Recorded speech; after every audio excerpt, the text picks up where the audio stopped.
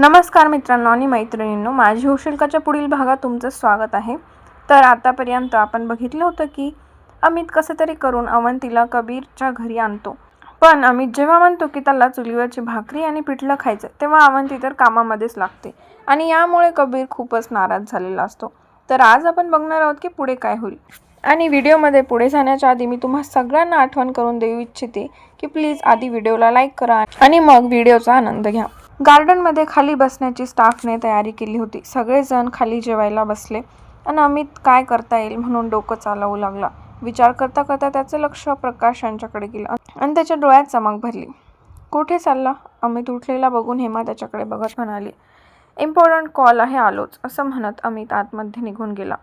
तुला देऊ का? अनुराधा कबीरच्या चिडलेल्या चेहऱ्याकडे बघून हसत म्हणाली, नको, मी असलं काही खात नाही, रात्रीचं तर नाहीच नाही। तो अवंतीवर कटाक्ष टाकत म्हणाला। तिने बारीक डोळे करून त्याच्याकडे पाहिलं। एक दिवस खाल्लं तर काय बिघडणार होतं असं वाटलं। त्याच्यासाठी सुद्धा केलं होतं, पण साहेबांना स्पेशल ट्रीटमेंट हवी होती। हे जर तिने सांगितलं असतं तर चाललं असतं, पण दुसऱ्याने सांगितलं आणि तो खाईल असं थोडी होतं। आणि त्यात तो 10 ते 15 मिनिटं गार्डनमध्ये बसला होता, पण साधं तिने नजर वळून सुद्धा त्याच्याकडे पाहिलं नव्हतं। मग अजून राग वाढतच चालला होता। मग तिच्या हातचं खायचंच नव्हतं। बरं बाबा, तू खाऊ नको, आम्हाला आमच्या सुनेच्या हातचं खाऊ दे, केशव हसत म्हणाले। तसं त्याने नजर खाली घेतली आणि रागावर कंट्रोल करत जेवण करू लागला। अवंतीने गालात हसत केशव आणि प्रकाशांना वाढलं। दोघांनी पहिला घास खाल्ला आणि एकमेकांकडे बघून हसू लागले। वा वा, मन अगदी तृप्त झालं, केशव हसत दुसरा घास खात म्हणाले। कबीरने एकदा त्या पिठल्याच्या बाऊलकडे बघितलं आणि पुन्हा मनातले विचार झटकून स्वतःच्या जेवणावर फोकस करू लागला। ताक सुद्धा तयार आहे का? अमित राधाकडे बघत म्हणाला। हो, तयार आहे, राधा ट्रे घेऊन येत म्हणाली। अरे वा, अमित त्यातला एक ग्लास उचलत म्हणाला। अमित पहिले जेवण कर, मग ताक पी, हेमा वैतागून म्हणाली। तिच्या नवऱ्याला ती कशी सांभाळते तिचं तिला माहीत होतं। अगं हो, तो बोलत प्रकाशांच्या शेजारी बसत म्हणाला। हेमा त्याच्याकडे रागाने बघत त्याला वाढू लागली। त्याने तोंडातच सॉरी म्हणून ओठ हलवले। सगळेजण गप्पा मारत जेवत होते। राधाने सगळ्यांचे ताकाचे ग्लास समोर ठेवले। चोरट्या नजरेने ती कबीरकडे बघत होती, पण साहेबांनी एकदा सुद्धा तिच्याकडे पाहिलं नव्हतं। काय बाबा, ह्याचे थाट निराळेच होते। अमितने हळूच इकडे तिकडे बघत त्याच्या ग्लासमध्ये त्याने आणलेली गोळी टाकली आणि प्रकाश यांच्या ग्लास स्वतःकडे वळवला आणि त्याचा ग्लास त्यांच्या शेजारी ठेवला। पप्पा, हे घ्या, लवकर पचन होईल। तसं तर रात्रीचं ताक पिणे योग्य नसते, पण आता थोडंसं पिलं तर काय फरक पडणार नाही, आपण थोडी दररोज पितो। अमित तोच ग्लास उचलून त्यांच्या समोर धरत म्हणाला। त्यांनी हसत ग्लास घेत तोंडाला लावला। तसं अमितला स्वतःच्या हातांवर विश्वास होत नव्हता। नाही तिथे डोकं का चालू लागलंय माझं असं वाटलं। भावासाठी आता सासऱ्याला पण त्रास देत आहे। हे पाप तो कुठे फेडणार आहे त्याचं त्यालाच माहीत। प्रकाशांनी पूर्ण ताकाचा ग्लास संपवला। आज छान जेवण झालं, प्रकाश ग्लास खाली ठेवत म्हणाले। अवंती गालात हसली। दररोज होत नाही का? सुरेखा नाक मुरडत हसत म्हणाली। अगं होतं ग, आज अवंतीच्या हातनं पिठलं भाकरी खूप दिवसांनी खाऊन छान वाटलं। तिच्या हाताला गावची टेस्ट लागली, प्रकाश मनापासून तिची तारीफ करत म्हणाले। बरं बरं, सुरेखा नाटकी हसत म्हणाली। जास्त अवंतीची तारीफ सहन होत नव्हती ना। सगळ्यांची जेवण आटपली आणि सगळेजण उठून गार्डनमध्येच फिरू लागले। केशव आणि प्रकाश बोलत होते, पण प्रकाशांना बोलताना हळूहळू जीभ जड पडू लागली आणि डोळ्यांपुढे अंधारी येत होती। प्रकाश, काय त्रास होत आहे का? केशव बोलत होते की त्यांचे लक्ष गेलं तसं ते काळजीने त्यांच्या खांद्यावर हात ठेवत म्हणाले। काही नाही, ते प्रकाश मानेला झटका देत बोलत होते, पण डोळ्यांसमोर अंधारी येऊन त्यांचा तोल जाऊ लागला। प्रकाश, केशव थोड्या मोठ्याने म्हणालेच की अमित दुसऱ्या क्षणी त्यांच्या समोर येऊन हजर राहिला। लक्ष ठेवूनच होता ना? काय झालं पप्पा? अमित नाटकी आवाजात म्हणाला। तसं सगळ्यांचं लक्ष प्रकाश यांच्याकडे गेलं। सुरेखा आणि हेमा, अनुराधा, अवंती घाबरून पटकन जवळ आला। कबीरला सुद्धा काहीच कळलं नाही। त्यानेही प्रकाशांना पकडलं आणि तिथल्या चेअरवर बसवलं। काय झालं डॅड? हेमा घाबरून काळजीने हाताची नस पकडत म्हणाली। घाबरल्यामुळे तिचा हात सुद्धा थरथर कापत होता। बोलता बोलता तोल जाऊ लागला। केशव सुद्धा घाबरून गेले। अचानक 5 मिनिटात वातावरण सगळं गंभीर झालं। अहो, काय होतंय? डोळे उघडा, सुरेखा सुद्धा रडवेली झाली होती।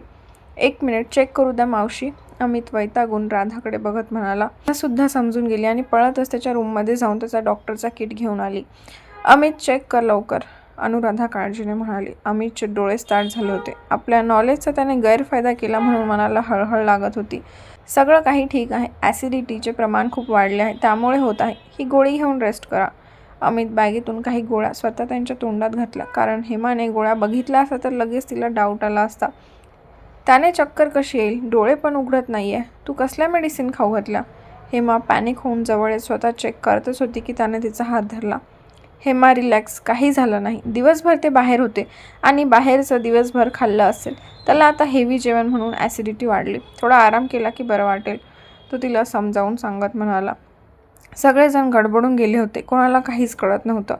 अमित, नेमकं काय झालं? आम्हाला नीट सांगशील का? अनुराधा काळजीच्या स्वरात म्हणाले. मॉम, तू आता इरिटेट करू नकोस. सांगितलं ना, काहीच झालेलं नाही आहे. जर काही झाले असेल तर मी स्वतः हॉस्पिटलमध्ये घेऊन गेलो असतो.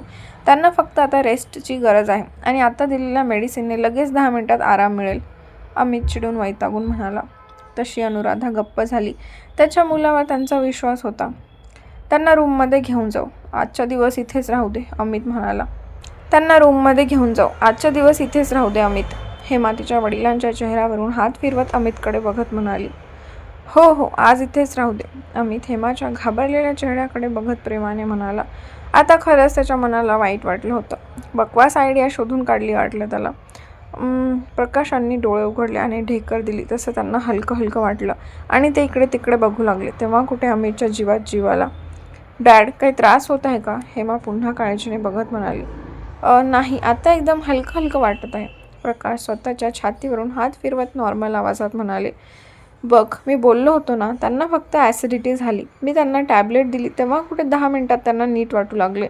माझ्यावर तुझा विश्वासच नाही आहे. अमित नाटकी राग दाखवत म्हणाला. गप्प बस. मी तसं काही बोलले का? घाबरले होते. हेमा तिच्या वडिलांना घट्ट मिठी मारत डोळे बंद करत म्हणाली.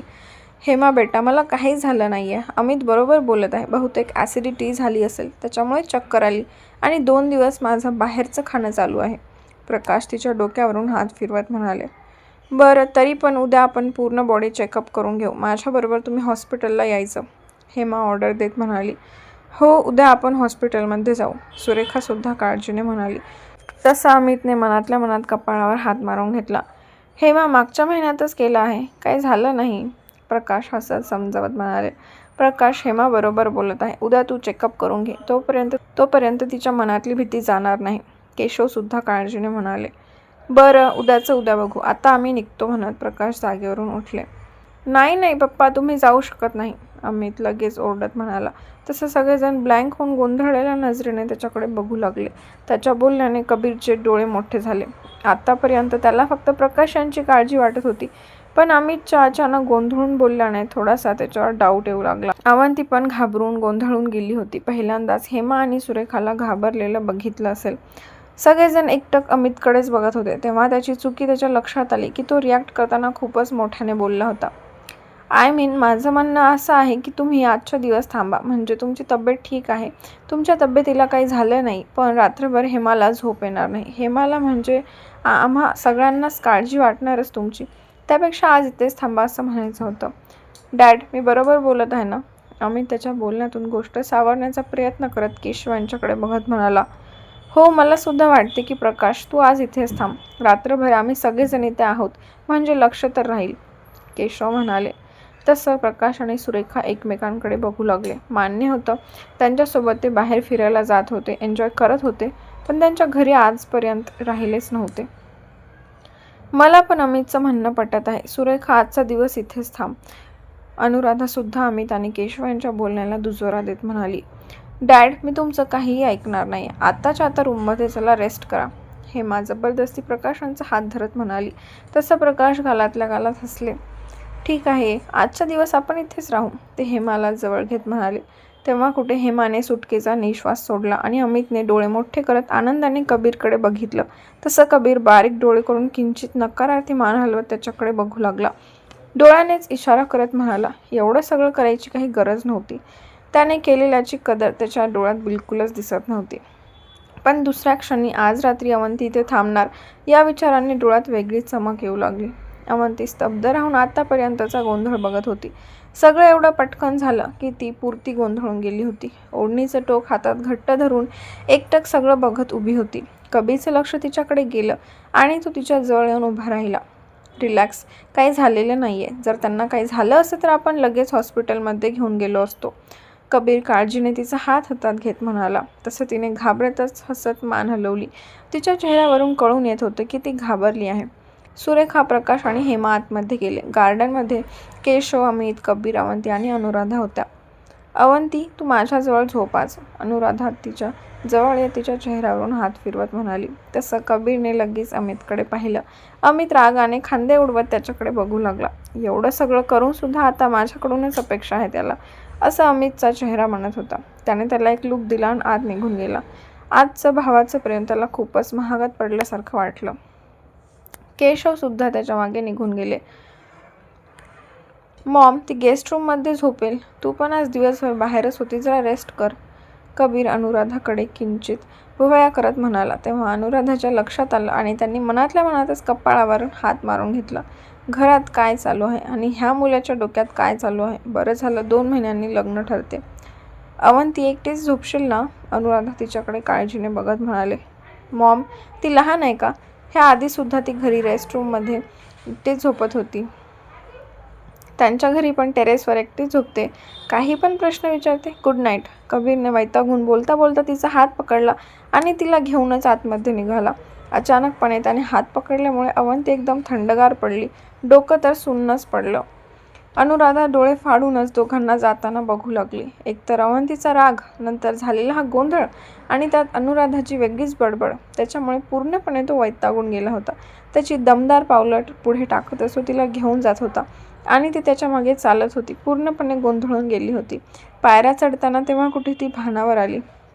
ओ, काय करता? सोडा ना, अवंती त्याचा हात सोडवत घाबरत म्हणाली. तसं त्याने मागे वळून तिला एक नजर पाहून पूर्ण घरभर नजर फिरवत दुसऱ्या क्षणी तिला दोन्ही हातांवर उचलून घेतलं आणि आता तर ती पूर्णपणे शॉक झाली होती. बाप रे, तुम्ही पण झाला ना शॉक? तर असंच आहे आपलं कबीरचं प्रेम. तर पुढे अवंतीच्या प्रेमामध्ये कबीर काय काय करतो नक्कीच कळेल येणाऱ्या पुढील भागात. तर व्हिडिओ आवडला असेल तर व्हिडिओला लाईक करा आणि चॅनलला सबस्क्राईब करायला विसरू नका. भेटूया लवकरच पुढील भागात. धन्यवाद.